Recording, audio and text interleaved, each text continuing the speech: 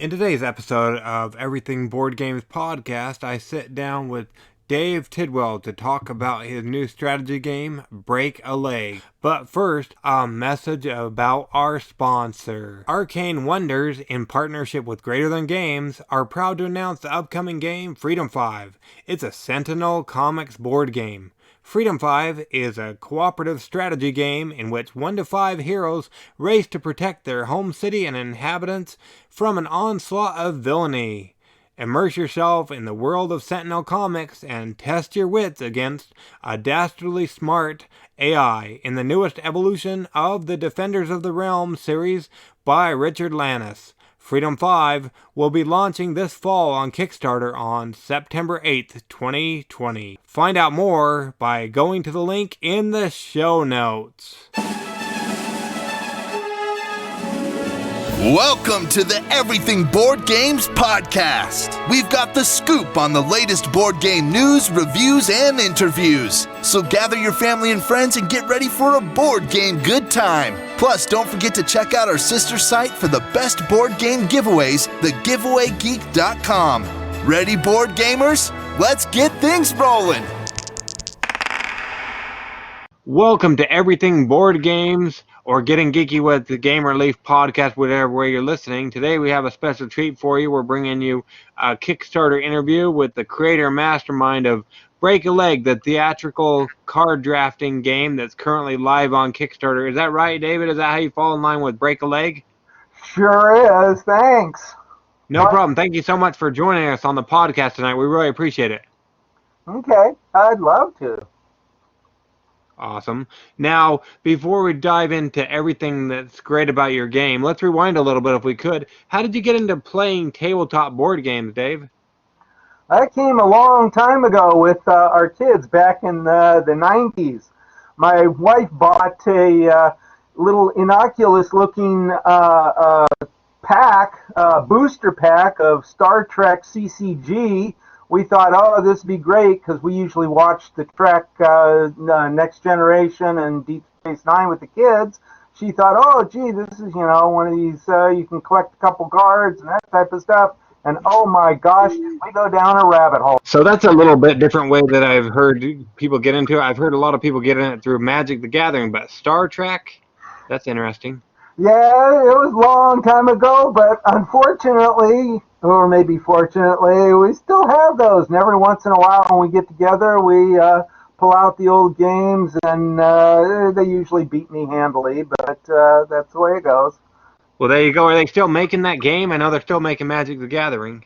I'm not sure whether they're still producing it, but you can still find booster boxes, and every once in a while we pull out a couple, open them up, and just laugh at the specials and the premiums that are in there. Well, there you go. Did you collect them all, or you're still working on them, I guess? Oh my gosh, there's so many sets, it was ridiculous. My son actually managed to grab from all of us, because there were actually 4 of us playing, so we had to have 4 complete sets. And yeah, we between the 4 of us, we do actually have a complete set of most of the stuff that's in there. And it's from all of them, or Deep Space Nine, or what? Yeah, what series is it from? It was from all the different series, because they literally made one from each one of the different series. It encompasses all of the Trek world, and it actually was really kind of neat, because you really got to understand the lore and the background story of all of the Trek, and how it interrelated with one another in the series. Well, there you go. So that probably answered my question. Are you more of a Trekkie than a Star Wars person then? I tend to enjoy that. Yeah, I wouldn't quite go that far as Trekkie, but yeah, we do enjoy it, and it's because that stupid little booster pack that turned into tons and tons of boxes of boosters. Oh boy, sounds fun. So what are you playing these days then? Believe it or not, my son developed from the Troubles with Tribbles game. He developed a series of where the family all of a sudden is in all of these images. So if you can imagine a traditional game that all of a sudden has all the family pictures and images and work and that, we usually get together and play that. But the latest games that we've usually been playing is Dominion. We tend to like Lanterns and some of the other ones, as well as some of the traditional, games like other things like I'm trying Monopoly and stuff. yeah, Monopoly, Battleship, Stratego, this type of stuff. Well, there you go. Awesome. Yeah, I got Dominion for Christmas, but I've yet to open the box. But I played Lanterns, I believe. Yeah. Well, we wound up. Oh my gosh, it was about 5 years ago. He bought us the basic Dominion, and then every Christmas thereafter, we'd usually get one or two of the expansions. So we actually have all the expansions, and it's fun with that world because you can mix and match so many different cards. Well, that's pretty cool. And I guess there wasn't enough games out there that you decided to make your own, or how did you come up with Break a Leg? Well, actually, we decided that we were going to see whether we could use gaming to teach students. Because both my wife and myself are educators. We teach in universities. And we just decided, well, let's see what happens. So my wife started looking at theatrical games and dealing with that. Then we started playing some of like Sushi Go and some of the other pick and pass games, and everything just kind of developed from there because it became a platform where we could actually teach the students about theater, the hierarchy in the theater and everything. But more importantly, it became something that was fun and it would entertain them. And they'd literally, at the end of a class session, they'd say, hey, can we stay and play a little more? It's like, okay. Well, that's what you want when you make a game. So when it comes to Break a Leg, per se, me and you sat down to play it, what's a turn going to look like? What's the game look like? But generally, what it is you deal out about 10 cards. Everyone gets that grouping.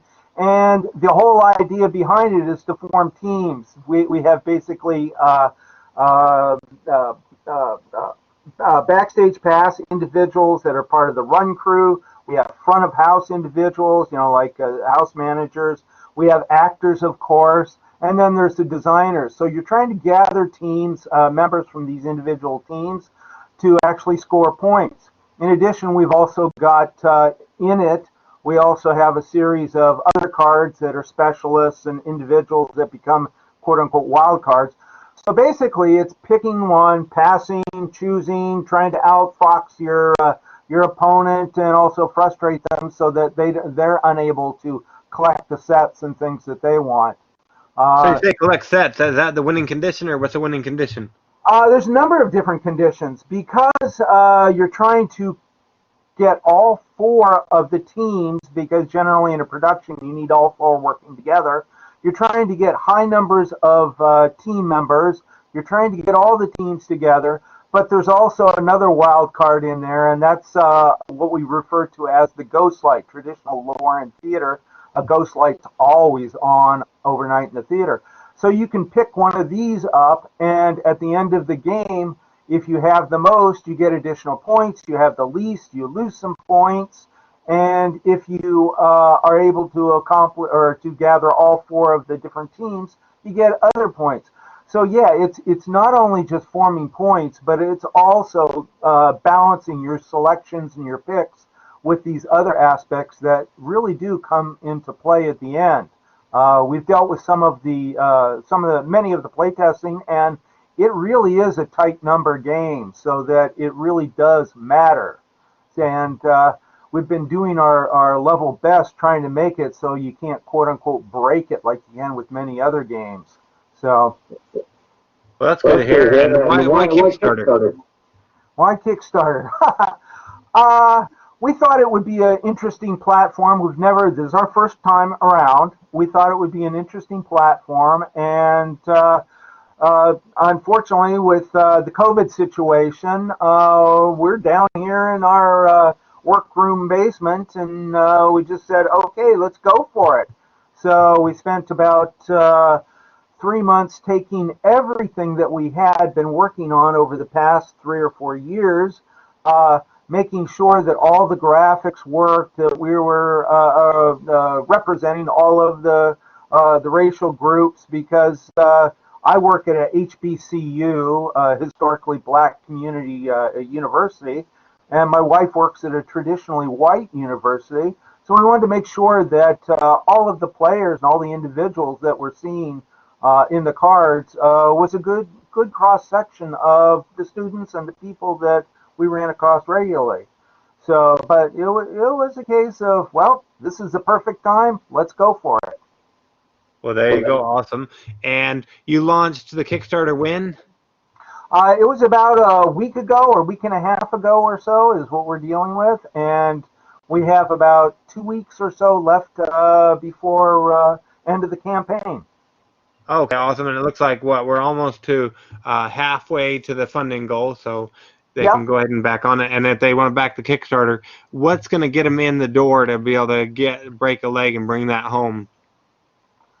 What's going to get them in the door? The thing that my son has always said, because he's actually quite good at gaming, is that this thing is actually very addictive and it's very fun.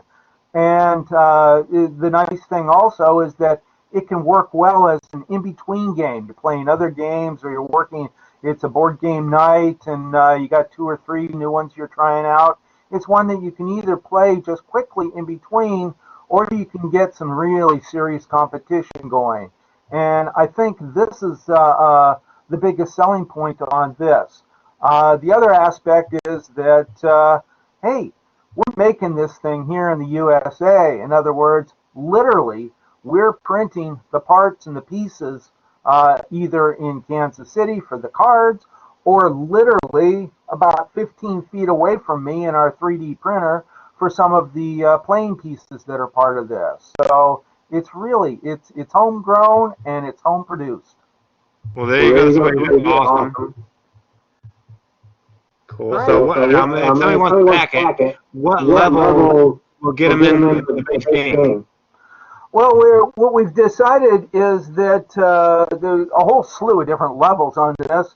$8 will get you into the print and play version, and the print play is a complete, literally complete. We've gone through and made sure that it's good. It's one that you can easily play with.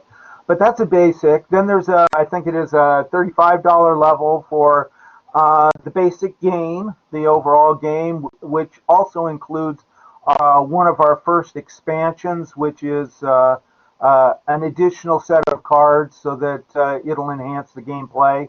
A couple bucks more gets you up to literally both the that and the game. We have one option that seems to be really popular, which is great, which is actually a $68 level where you can buy one and you can contribute one to a high school or to a college class of your choice, so that they can take and learn the game and play the game in the classes too, because that's what we're dealing with it as something that could be taught in the classroom. So we got that option, and we also, because all of the artwork, my wife and I created all of the artwork. We're both designers and artists and illustrators. We also offer a level where you can actually purchase one of the renderings that went into the game, into the production of the artwork for the game. Okay, awesome. And it looks like there's also something for educators. What's that all about? Oh, last aspect, yeah. One of the things that when you're in a classroom playing with students, they kind of get crazy when they're playing, and since the cards, it's a 144 card deck, you start dealing with 5 kids or 5 groups playing in classroom, 144 cards, trying to sort that out, it's very difficult. So what we got is one single educator set that literally we print on the back side of the cards the same Break a Leg logo, but in a different color for each one of the sets. So so you can easily go back and resort it out. It's a little pricey, but of course that means that we have to do specialized printing on the backside. But it works real well for a classroom between 15 and 25 students. Oh, there you go. Awesome. Yeah, so you don't have to go in back and change them. That's cool. Yeah. Awesome. And so it gets funded on Kickstarter. When would somebody, so they don't overpromise and underdeliver, when would they anticipate getting their copy of Break a Leg? Well, what we've got at this point, literally, is all of the artwork done, all of the representatives or meeples. We've got many of those printed up. We have all of the artwork for all of the aspects of that, so that basically what we're looking at is once we get this thing, the Kickstarter campaign finished, we're looking at probably about a month working with the printers. We have proofs and everything done. So we're looking at the fact that they should be able to see this underneath the Christmas tree. Okay, well, there's the way to do it. So you can get a new game for Christmas and learn what it is like to be performing as an actor on a stage, it looks like. Yes, indeed. You get to see all about on front of the stage, behind the stage, the design aspect, and that good old person that takes your tickets when you walk in the door. Awesome. And now, do the kids and your wife beat you at this one too, like they did in Star Trek? No, I'm actually pretty good at this one. There you go. Yeah, there's some, when you get on one-on-one, you can have some really serious offensive and defensive playing. So yeah, I've actually managed to do pretty good on this one. Awesome. That's good to hear. Now, when it comes to Break a Leg, the theatrical card drafting game, what makes this game stand out as one my audience should go check out? And if they like what they see, back it today, Dave. Well, like I said, it's a unique game, and I don't think you're going to find any other card games on there on Kickstarter that are anywhere close to this particular type. Because not only is this thing something that is competitive, but it's also something that very young individuals, like 8, 9, 10, can actually get into it, play it, enjoy it, and so it works real well for the entire range of individuals. So, and that is definitely, I think what's most important is that this can also be a very good family game. Because we're not dealing, although they're fun, we're not dealing with pandemics or zombies or whatever. It's something that the kids can enjoy, and you don't have to worry about what's that next card going to turn over, or how do I explain this. Well, there you go. Yeah, family friendly is always good. That's what we like. So Yeah. that's good. And it looks like it goes all the way up to 80 according to the age bracket on Yeah. there. Yeah, we had some people that were in their 70s that came to one of our play testing at a game shop. They heard about it, they came down, and boy, they worked too.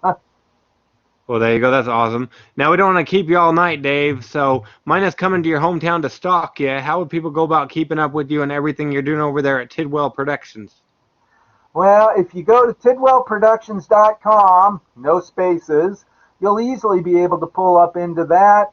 We have blogs, we have things that everyone, both my son, my wife, and that are part of, and we're constantly updating. And if you take a look at that blog through the Kickstarter or through Tidwell Productions, what you're going to find is we're actually talking about everything from how the game is put together, how we're going through the process of designing and working with it, even on up to looking at how we can access this to individuals that might be colorblind or dyslexic. So we're really trying to cover all our bases, and it's there on our tidwellproductions.com website. Okay, well, there you go. And so, just in case somebody's listening later on down the road after the Kickstarter's fulfilled and funded and everything, is there any projects you're working on for the future? Anything in your back pocket? Actually, we've got lots of things in all of our pockets here. We have 4 other games that are literally completely designed, and we're working on sending those out. And these are all completely different approaches, not this type, not necessarily this. Some of them are similar to lanterns where you're matching and matching up colors and stuff, but it's dealing with pigment and lighting for theatrical. One is dealing with creating flats or scenic pieces. One is dealing with fractions and adding fractions. So we have about 4 that are ready to go, and then there's another 6 or 7 that are in development. So yeah, we got lots coming down the pike. And again, at the tidwellproductions.com, we have some intro pieces and some blurbs on each of these also. Oh, okay, cool. So they can keep up with you that way. Yes, So indeed. that's awesome.